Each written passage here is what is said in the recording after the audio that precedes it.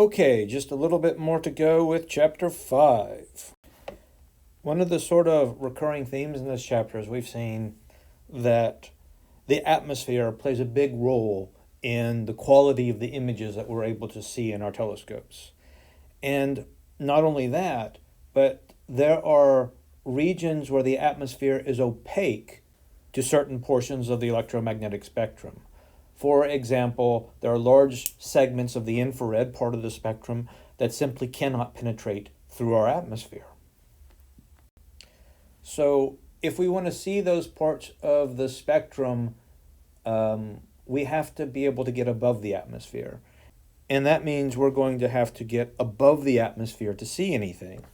Now, there are a couple of slides here that kind of illustrate the utility of looking at different parts of the spectrum. And so here's an example of something on Earth where there's a cloud. And so you can see it's actually probably a fog, I guess. But the fog is obscured. You can't see what's beyond the fog. And if you look at the legend here that tells us what part of the spectrum the photograph was taken in, this is a visible photograph, so a photograph taken in the visible part of the spectrum. But when you look at the infrared light, it's able to pass through the fog and you can see what's beyond it. Now, this is showing that sometimes looking at different parts of the electromagnetic spectrum will enable you to see things that you can't see using other parts of the spectrum. Now, applied to the aspect of astronomy, here we see a cluster of stars that is obscured by a nebula. But if we look at the infrared part of the spectrum, so again, this is in the visible part, we see the gas cloud. We don't see much behind the gas cloud. It's opaque to visible light. But if we look at infrared, we see all these stars in much more detail. And so this is an example of how looking at different parts of the spectrum enable us to see different things. Here we see another pair of images contrasting the information that you can see using visible and infrared. Here it's a little bit backwards in a sense that you can see not so many stars in the infrared portion, but you can see much more structure of the gas because of the infrared light that is being passed through it. And here are just a couple of more images that we can see from the Spitzer Space Telescope, which is an infrared telescope that's in orbit around the sun. And as I mentioned earlier, just recently, a brand new telescope called the James Webb Telescope, which is also an infrared telescope, was just launched, and it's already producing amazing pictures.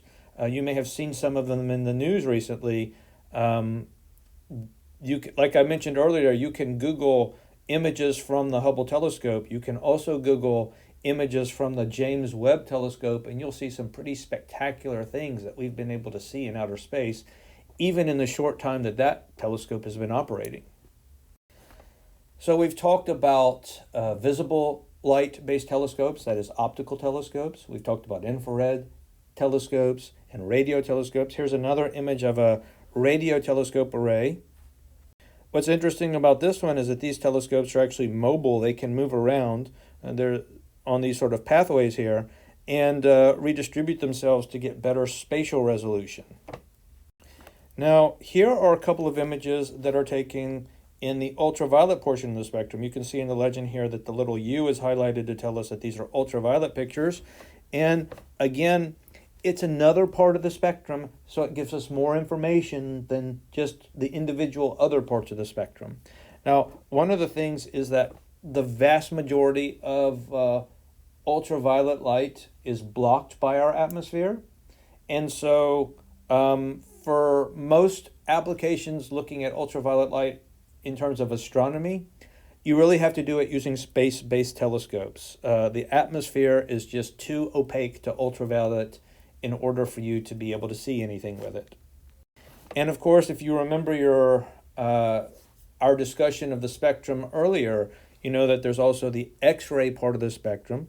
Now, what's interesting is that normal mirrors cannot be used to focus X-rays, and so they basically use a different kind of mirror system, and they have these. So you can see over on the right here, this sort of, it's cut out here, but you can see it's kind of a cone. There are these concentric circles, and there's a gap in between each one, and it's sort of tapered, and so it's tapered down, and that's actually how they sort of create the focusing.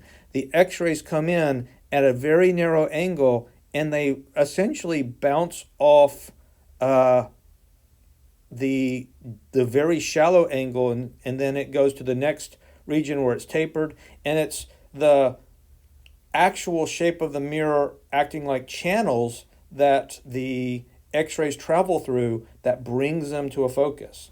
And so that's kind of an interesting thing that they have to do that for X-rays. And the reason for that is just X-rays have so much energy. That's why, for example, if you go to the dentist and they X-ray your jaw to see, if there are any cavities in your teeth or whatever,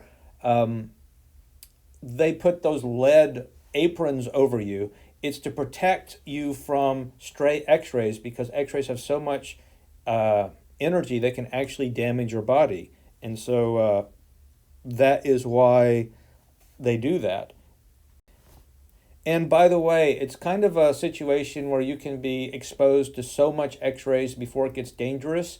And so it's not that going to the dentist is dangerous. I don't want you to think that I said that. But they put those aprons on you to sort of minimize any possibility of that happening.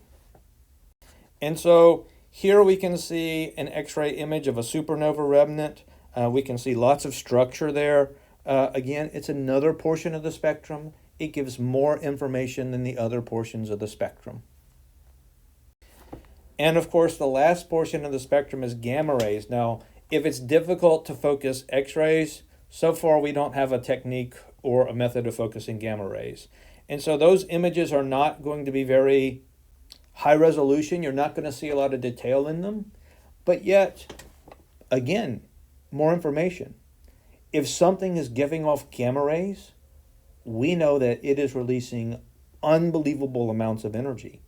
And so the kinds of things that release that kind of energy, we can see them. The gamma rays provide a clue that they're out there. And so, again, it's just another example of being able to get more information by looking at different parts of the spectrum. And so we can sort of put it all together. You can see here is an image of our own Milky Way galaxy over many different frequency ranges. At the top here, we have radio waves, and then we have infrared, and then visible, and then the X-ray and the gamma ray portion of the spectrum. And so we get a much more complete picture of all the different structures that can be seen, which again, pretty cool thing.